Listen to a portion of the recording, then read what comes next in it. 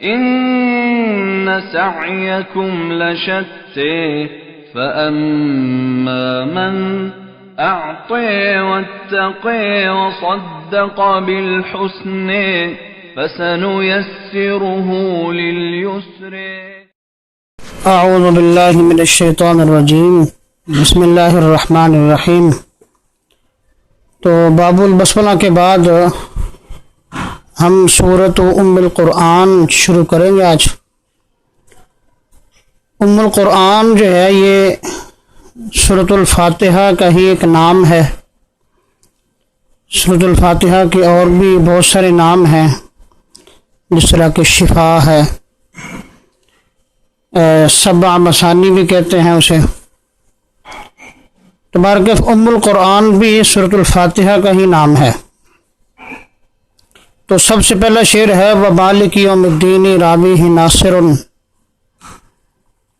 اور مالک یوم الدین یہ ایسے پڑھا ہے راوی ہی امام کسائی نے، ناصر امام عاصم نے. تو امام کسائی اور امام عاصم اس کو الف کے ساتھ پڑھتے ہیں مالکی لفظ کو، اور ان کے علاوہ باقی جو قراء ہیں وہ بغیر الف کے مالکی یوم الدین پڑھتے ہیں. مالکی یوم الدین امام شاطبی نے پورا لفظ بولا ہے، خالی مالک لفظ بیان نہیں کیا، اس لیے کہ اگر لفظ مالک قرآن مجید میں کسی اور جگہ آ جائے، جیسے قل اللہم مالک الملک، تو یہ اختلاف وہاں نہیں ہوگا، بلکہ صرف مالک یوم الدین کے اندر اختلاف ہوگا، اور یہ صرف سورۃ الفاتحہ کے اندر ہی آتا ہے.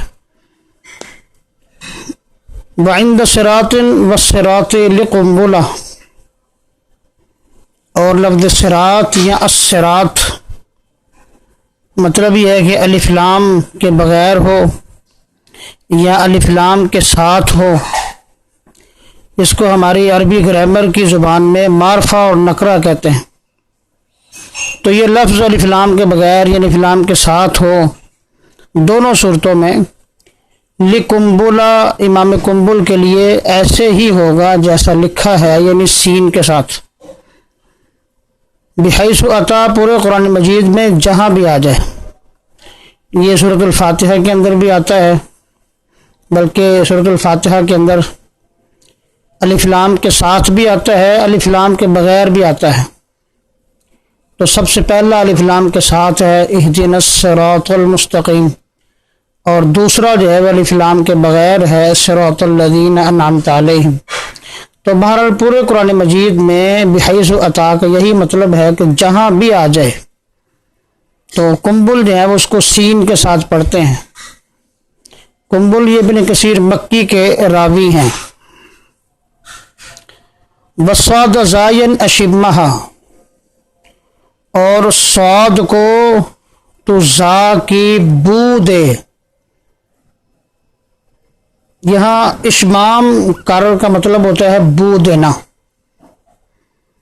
تو بو کی وضاحت علماء نے یہ کی ہے کہ صاد کے اندر زا کو ملا کر مکس کر کے ایک ایسا حرف بنانا جو نہ صاد ہو اور نہ ہی وہ زا ہو، بلکہ ایک نیا حرف بن جاتا ہے. جیسا میں آپ کو پڑھ کے بتاتا ہوں، اہدنا الصراط المستقیم. تو یہ الصراط یہ ہے اشمام، ایک حرف کو دوسرے حرف کے ساتھ ملا کر ایک نیا حرف بنانا، اس کو اشمام کہا جاتا ہے. لدى خلف، یہ امام خلف کے نزدیک ہے یہ قرات. تو بحیث عطا کا تعلق اس کے ساتھ بھی ہے کہ پورے قرآن مجید میں یہ لفظ جہاں بھی آ جائے الف لام کے ساتھ یا الف لام کے بغیر، تو خلف جو ہے وہ اشمام کر کے پڑھتے ہیں.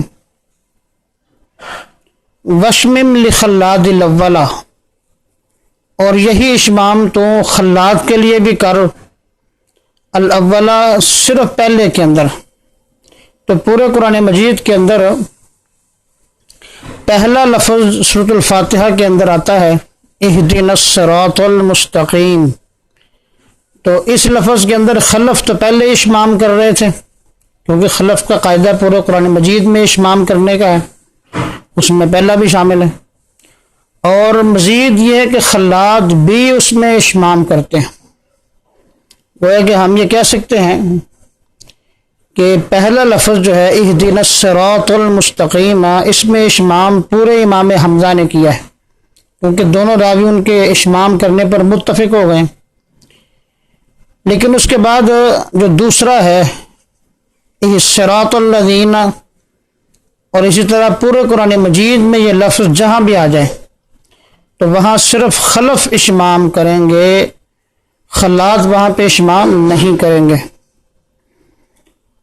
تو صراط لفظ یا الصراط لفظ کا خلاصہ کلام یہ بنتا ہے کہ اس میں 3 قراءات ہیں۔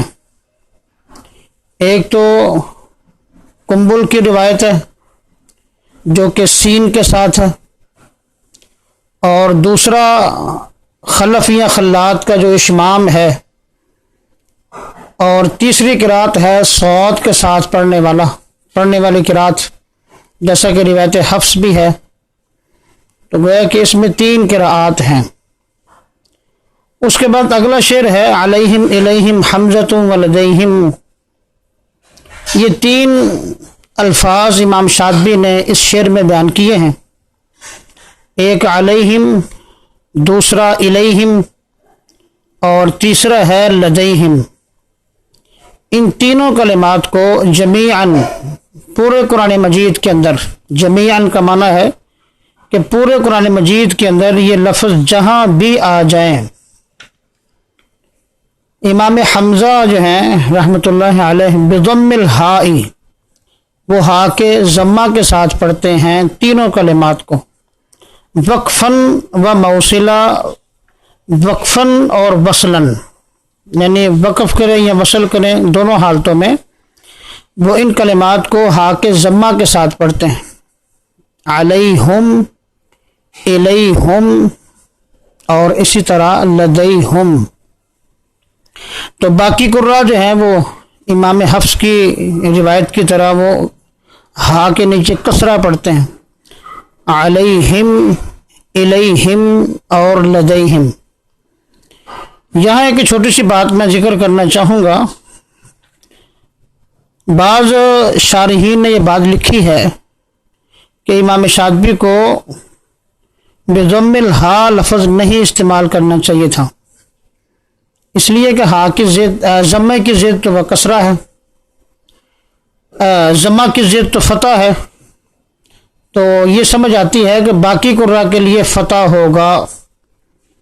تو ان کے کہنے کے مطابق امام شاطبی کو یہ بات بیان کرنی چاہیے تھی کہ تمام قراء نے ہا کے نیچے کسرہ پڑھا ہے سوائے امام حمزہ کے، تو کسرہ کی زد جو ہے وہ آٹومیٹک ضمہ ہے، تو امام حمزہ کے لیے اس طرح ضمہ اور باقی کے لیے کسرہ نکل آتا، لیکن اتنا تکلف کی خاص ضرورت بھی نہیں ہے۔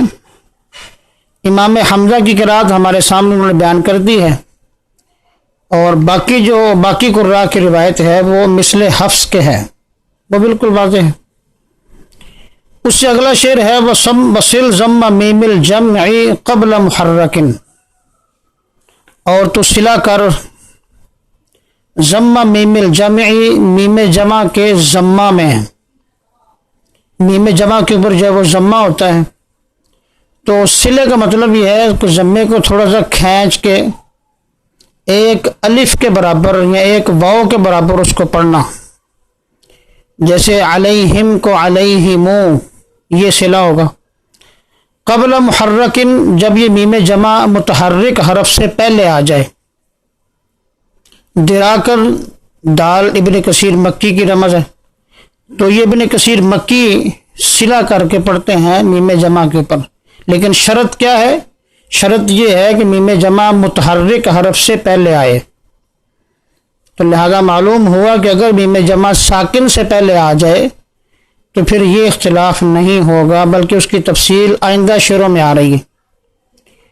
وقالون بتخییرہ جلا، اور قانون بتخییری اپنے اختیار کے ساتھ جلا ظاہر ہوئے ہیں.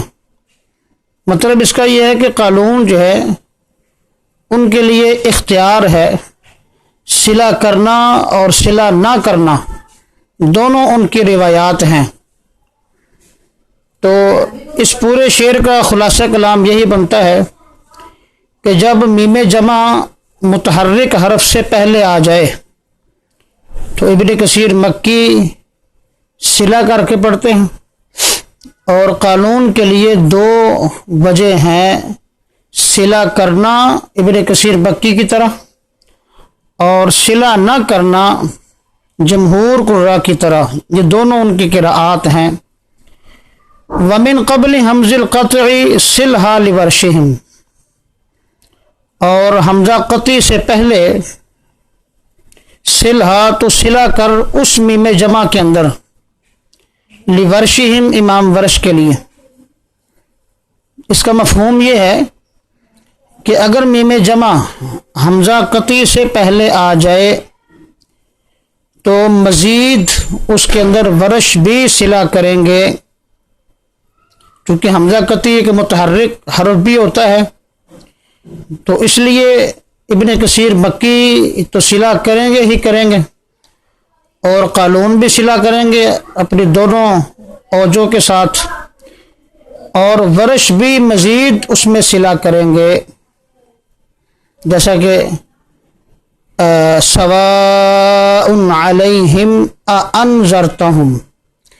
یہ میم جمع کے بعد حمزہ قطعی آ رہا ہے تو ورش جو ہے وہ صلہ کریں گے، اور ورش کا مذہب جو کہ مد منفصل کے اندر طول کرنے کا ہے، اور یہاں صلہ کرنے کے بعد مد منفصل بن جائے گی، تو اس لیے وہ طول کر کے علیہم اس طرح پڑھیں گے.